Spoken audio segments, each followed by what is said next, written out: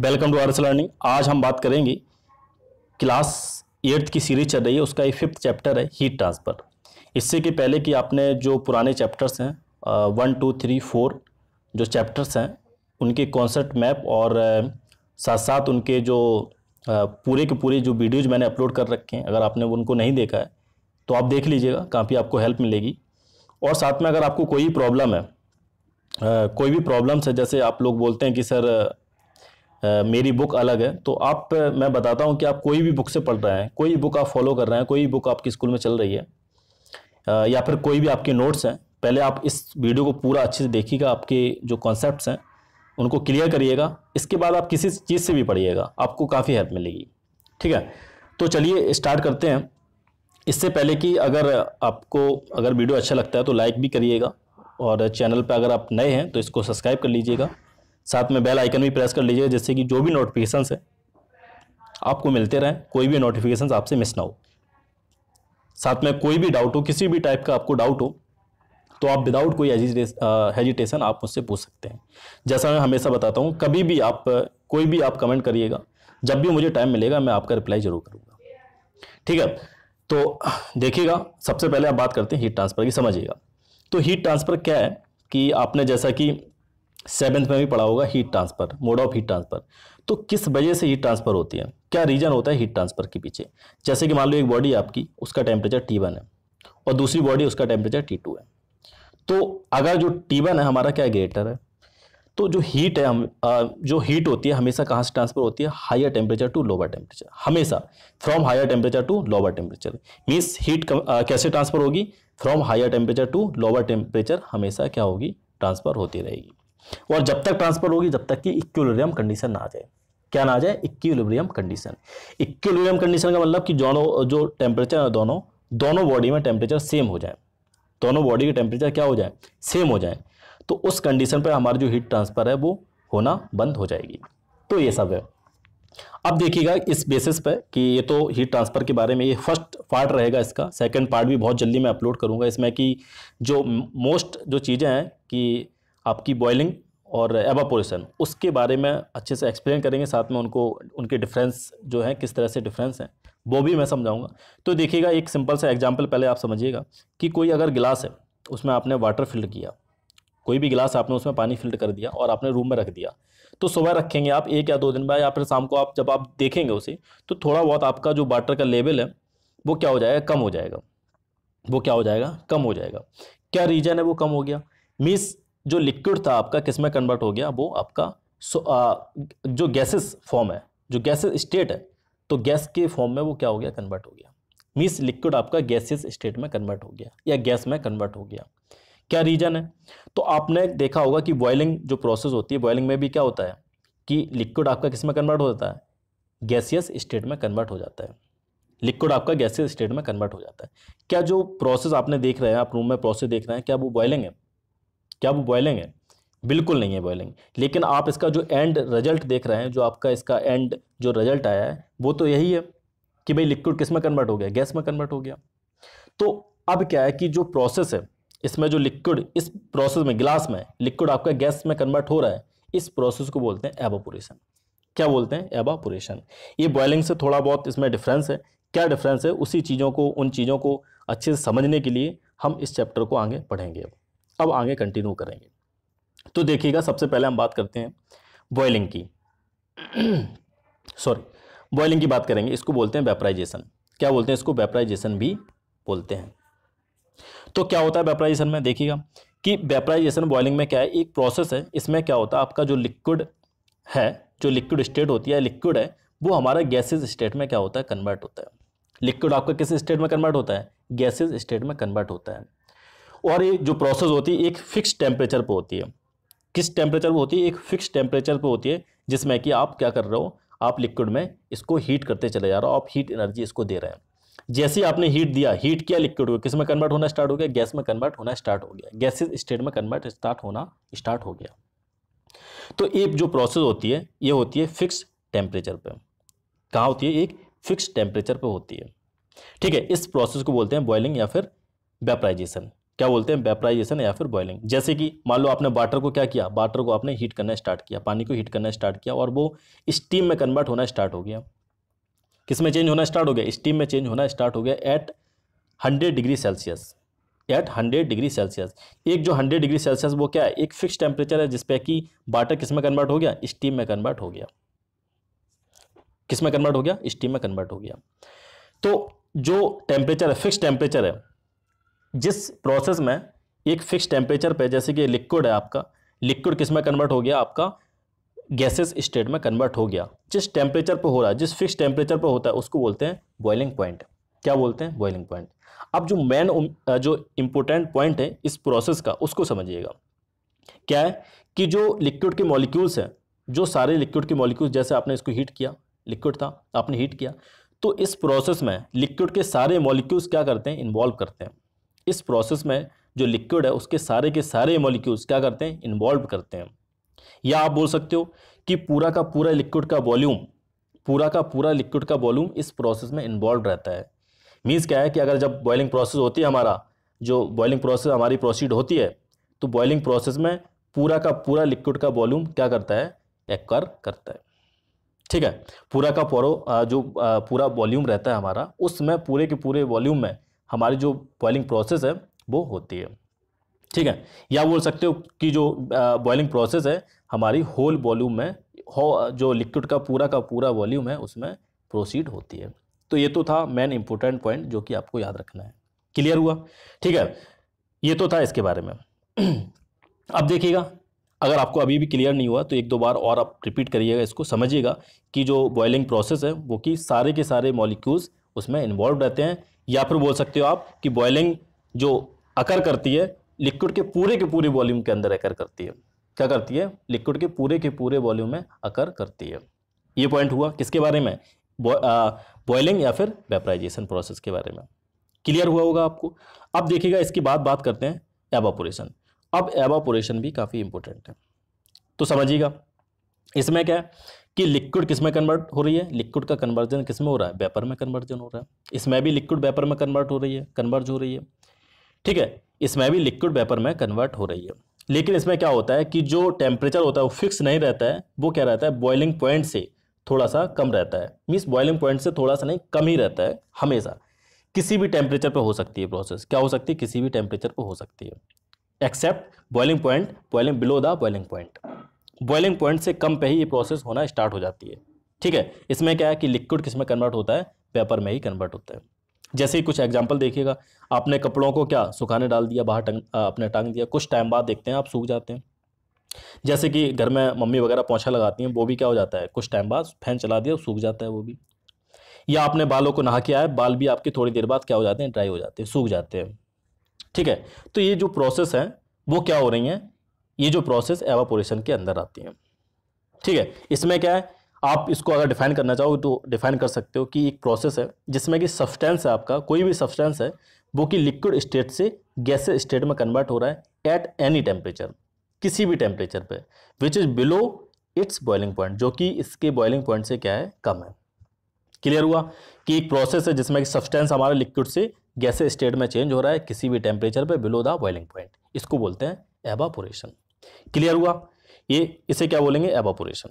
अब देखिए क्या रीजन है कि इसमें जो एवापोरेशन है आपकी प्रोसेस होती रहती है, क्या रीजन है। तो देखिएगा, जैसे कि आपने काइनेटिक थ्योरी ऑफ गैसेस या काइनेटिक थ्योरी ऑफ मैटर आपने पढ़ा था, जो मैंने फर्स्ट चैप्टर में पढ़ाया था आपको।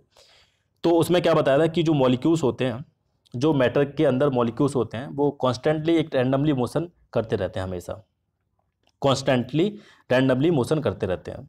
तो कांस्टेंट रैंडमली मोशन करते हैं। अब बात करते हैं लिक्विड की, जैसे लिक्विड अभी क्या पढ़ना, लिक्विड देख रहे हैं आप, तो लिक्विड में क्या है, कॉन्स्टेंटली रैंडम जो मोशन कर रहे हैं मॉलिक्यूल्स। अब क्या है कि जो मोशन की वजह से उनके बीच में क्या होती है, कॉलिजन होती है। तो कॉलिजन की वजह से जो स्पीड है उनकी क्या हो जाती है, चेंज होती रहती है। स्पीड क्या होती रहती है, चेंज होती रहती है। तो जैसे सरफेस पे आए, जैसे मान लो लिक्विड है, वो सरफेस पे आते हैं, कुछ जो मॉलिक्यूल्स यहाँ सरफेस पे रहेंगे। ठीक है, सरफेस पे रहेंगे तो कॉलिजन की वजह से कुछ जो आउटर सरफेस है, कुछ आउटर सरफेस है, आउटर आप बोल सकते हो, एटमॉस्फेयर बोल सकते हो। तो एटमॉस्फेयर से क्या करते हैं, या सराउंडिंग बोल सकते हो, सराउंडिंग से क्या करते हैं, एनर्जी गेन कर लेते हैं। तो इतनी सफिशिएंट एनर्जी इनको मिल जाती है और साथ में कॉलिजन भी हो रहा है, इसकी वजह से इतनी एनर्जी इनको मिल जाती है, ये क्या करने लगते हैं, सरफेस को एक्सकेप कर देते हैं। सरफेस को क्या कर देते हैं, एक्सकेप कर देते हैं और वेपर फॉर्म में कन्वर्ट हो जाते हैं। किस फॉर्म में, वेपर फॉर्म में कन्वर्ट हो जाते हैं। तो आप इसको बोल सकते हैं, एक वेपराइजेशन प्रोसेस में क्या होता है कि आप इसको सरफेस फेनोमेना भी बोल सकते हैं। क्या बोल सकते हैं कि वेपराइजेशन क्या है, एक सरफेस फेनोमेना है। क्यों, क्योंकि ये सरफेस पे हो रही है ना। सरफेस के जो मॉलिक्यूल्स है वही तो काइनेटिक या फिर जो एनर्जी गेन कर रहे हैं, इस वजह से एक्सेप्ट कर रहे हैं वो। तो इस तरह से आप समझ सकते हो। अब एक और पॉइंट देखिएगा, इसको भी समझिएगा। नेक्स्ट पॉइंट अगला कि क्या है कि जब लिक्विड की काइनेटिक एनर्जी इंक्रीज होती है, काइनेटिक एनर्जी कैसे इंक्रीज हो रही है, या जो काइनेटिक एनर्जी किस वजह से इंक्रीज होती है, क्योंकि कॉलिजन हो रहा है, कॉलिजन हो रहा है। मीन्स बोल सकते हो कि एवरेज काइनेटिक एनर्जी क्या है, एवरेज काइनेटिक एनर्जी। अगर जो मॉलिक्यूल्स है उनकी एवरेज काइनेटिक एनर्जी क्या हो जाए, इंक्रीज हो जाए। तो मैंने बताया था आपको काइनेटिक थ्योरी ऑफ मैटर में कि एवरेज काइनेटिक एनर्जी अगर इंक्रीज हो रही है, अगर एवरेज काइनेटिक एनर्जी इंक्रीज हो रही है, उससे हम क्या निकाल सकते हैं, उसका टेम्परेचर निकाल सकते हैं कि टोटल जो टेम्परेचर लिक्विड का क्या है। अगर एवरेज काइनेटिक एनर्जी इंक्रीज हो रही है तो जो टेम्परेचर है वो भी इंक्रीज होगा, वो भी क्या होगा, इंक्रीज होगा। तो इसका मतलब टेम्परेचर इंक्रीज हो गया, उनकी काइनेटिक एनर्जी इंक्रीज हो गई है। काइनेटिक एनर्जी इंक्रीज की वजह से जो मॉलिक्यूल्स हैं उनको सफिशिएंट एनर्जी मिल जाएगी, जिससे कि वो सरफेस को क्या कर सकते हैं, एक्सकेप कर सकते हैं, सरफेस को छोड़ के वो बाहर की तरफ मूव कर सकते हैं।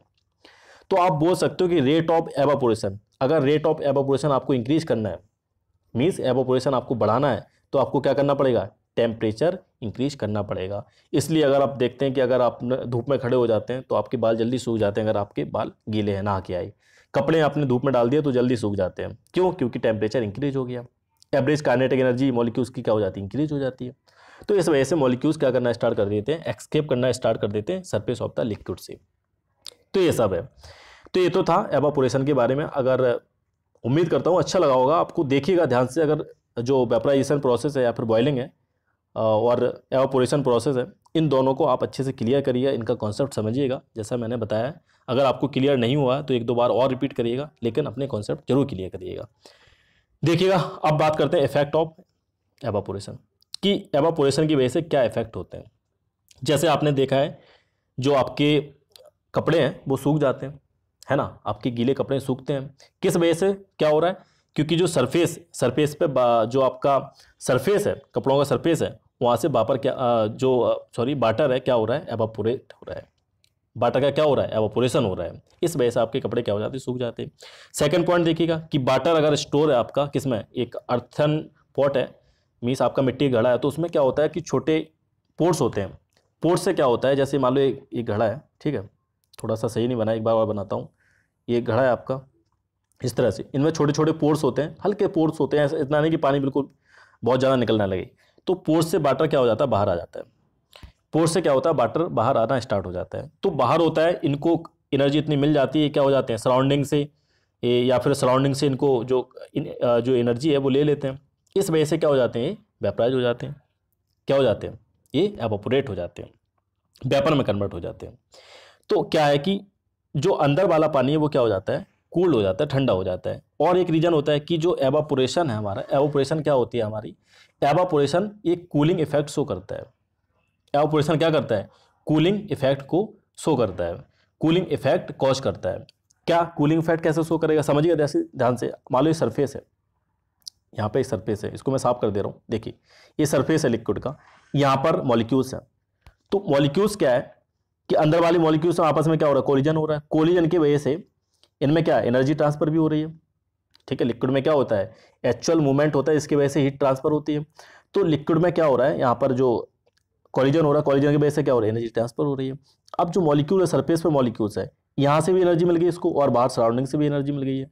तो वो क्या करता है कि यहाँ से एनर्जी ली है तो इसका टेम्परेचर, अंदर वाले मॉलिक्यूल का टेम्परेचर क्या करेगा, गिरा देगा। इसकी टेम्परेचर क्या हो जाएगा, लो हो जाएगा।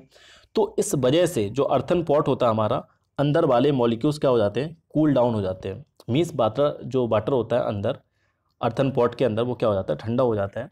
और जो बाहर वाले सरफेस के जो मॉलिक्यूल्स है वो क्या होना स्टार्ट हो जाते हैं, एवापोरेट हो जाते हैं, वेपराइज हो जाते हैं। क्लियर हुआ। तो ये तो था अर्थन पॉट के बारे में। अब देखिएगा ध्यान से, नेक्स्ट पॉइंट समझिएगा। जैसे स्वीट है, स्वीट क्या करती है कि हमारी बॉडी से जो हीट है उसको क्या करती है, एब्जॉर्ब कर लेती है, और एब्जॉर्ब करने के बाद वो क्या हो जाता है, एवापोरेट हो जाता है। ठीक है, एवापोरेट हो जाता है जो पार्टिकल्स होते हैं। तो इसकी वजह से आपने देखा होगा कि गर्मियों में हमारी जो बॉडी है, हमारा जो हाथ पैर होते हैं क्या हो जाते हैं, थोड़े ठंडे हो जाते हैं। क्या होते हैं, ठंडे हो जाते हैं। तो स्वीट ने क्या किया, हीट को एब्जॉर्ब किया, हीट को क्या किया, एब्जॉर्ब किया हमारी बॉडी के अंदर की हीट को, और क्या हो गए, एवापोरेट्स हो गए। जो पार्टिकल्स हैं, जो मॉलिक्यूल्स हैं, क्या हो जाते हैं, एवापोरेट्स हो जाते हैं। इस वजह से जो हमारी बॉडी है वो क्या हो जाती है, कूल डाउन हो जाती है। कूलिंग इफेक्ट शो करता है कौन से, स्वीट पार्टिकल्स। ठीक है, तो ये तो पॉइंट था। ये सारे जो इफेक्ट्स हैं एवापोरेशन के हैं काफ़ी इंपॉर्टेंट है। तो एक पॉइंट आप याद रखिएगा, सबसे जो इंपॉर्टेंट है कि जो एवापोरेशन है क्या करता है, कॉज कूलिंग इफेक्ट। क्या करता है, कूलिंग इफेक्ट को शो करता है। ठीक है, देखिएगा ध्यान से। अब देखिएगा नेक्स्ट पॉइंट की तरफ चलते हैं कि अब देखिएगा जो डिफरेंस है इन दोनों के बीच में, एवापोरेशन और बॉइलिंग के बीच में, इसको क्लियर करिएगा, समझिएगा कि आपने देखा कि लिटिल बिट जो डिफरेंस है दोनों के बीच में, वो तो आपको समझ में आया होगा कि कितना डिफरेंस है दोनों प्रोसेस में। जैसे कि अगर हम एवापोरेशन की बात करते हैं, ये क्या कंटिन्यूअस प्रोसेस है, लगातार होती रहती है। जैसे कि सराउंडिंग से इसने क्या किया, हीट को एब्जॉर्ब किया, सराउंडिंग से हीट एब्जॉर्ब करती रहती है और उसके पार्टिकल्स क्या होते रहते हैं, वेपर में कन्वर्ट होना स्टार्ट होते रहते हैं। सराउंडिंग से क्या किया, हीट एब्जॉर्ब किया और वेपर में कन्वर्ट होना स्टार्ट होते रहते हैं। लेकिन वेपर में कन्वर्ट हो गए। अब इसके बाद अगर बॉइलिंग की बात करते हैं, तो बॉइलिंग में क्या होता है, बॉइलिंग में क्या होता है कि जो लिक्विड है आपका वेपर स्टेट में चेंज होता है। वेपर स्टेट में चेंज होता है कब, एक स्पेसिफिक टेम्परेचर पे, एक कांस्टेंट टेम्परेचर पे।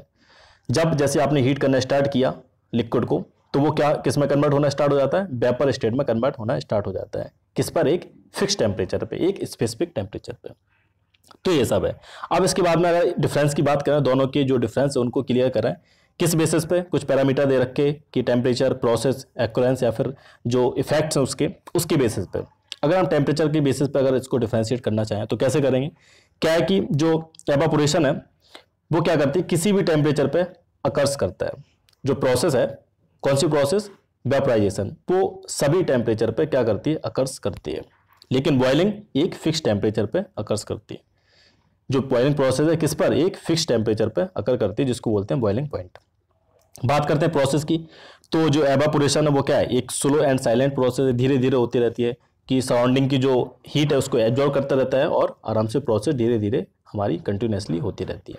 लेकिन वेपर की बात, अगर हम बॉइलिंग की बात करें, बॉइलिंग की अगर बात करें, तो बॉइलिंग में क्या होता है, एक ब्रिक्स या फिर बॉयलेंट जो प्रोसेस है वो हमारी होती है, मीन्स बहुत तेजी से क्या रहती है, बहुत स्पीड से और काफ़ी स्पीड से हमारी जो प्रोसेस रहती है, काफ़ी तेज़ और स्पीड से रहती है हमारी प्रोसेस, क्या, बॉइलिंग प्रोसेस। तो ये दोनों में डिफरेंस है प्रोसेस के बेस पर। अगर बात करते हैं एक्यूरेंस के बेस पे, तो एक्यूरेंस क्या है कि आपने देखा है कि जो एवापोरेशन में एक सरफेस फेनोमेना है, ये ओनली सरफेस पे ही, लिक्विड के सरफेस पे ही अकर्स करती है। लेकिन अगर बॉइलिंग की बात करें तो पूरे के पूरे होल वॉल्यूम के अंदर प्रोसेस होती है, या बोल सकते हैं सारे मॉलिक्यूल्स के अंदर प्रोसेस होती है, और साथ में बोल सकते हैं कि पूरा जो हमारा इंटायर मास है लिक्विड का, उसके ऊपर प्रोसेस हमारी पूरी होती है, उसके पूरे के पूरे अंदर प्रोसेस होती है। Entire volume of the liquid means occur over the entire volume of the liquid, पूरे के पूरे वॉल्यूम में हमारी प्रोसेस अकर्स होती है। अगर नेट इफेक्ट की बात करें, तो जो एवापोरेशन है, एवापोरेशन में क्या होता है, ये हमारा कूलिंग इफेक्ट शो करता है, और बॉइलिंग हमारा क्या करता है, do not cause cooling effect. तो एवापोरेशन एक काफ़ी इंपॉर्टेंट पॉइंट्स है एवापोरेशन, इससे काफ़ी हमारे एप्लीकेशंस बन जाते हैं एवापोरेशंस के बारे में। तो जो एवापोरेशन प्रोसेस है वो क्या करती है, कूलिंग इफेक्ट शो करती है। ठीक है, तो ये तो था basic difference between the evaporation and boiling. ये फर्स्ट पार्ट था इसका हीट ट्रांसफ़र का, बहुत जल्दी इसका सेकंड पार्ट भी आएगा। तो अगर आपको ये अच्छा लगा तो इसको लाइक ज़रूर करिएगा, और साथ में अगर आप चैनल पे नए हैं तो सब्सक्राइब भी कर लीजिएगा, साथ में बेल आइकन भी प्रेस कर लीजिएगा, जिससे कि जो भी नोटिफिकेशन आपको मिलते रहें। और अगर आपको अच्छा लगता है तो लाइक ज़रूर करिएगा। Thank you for watching.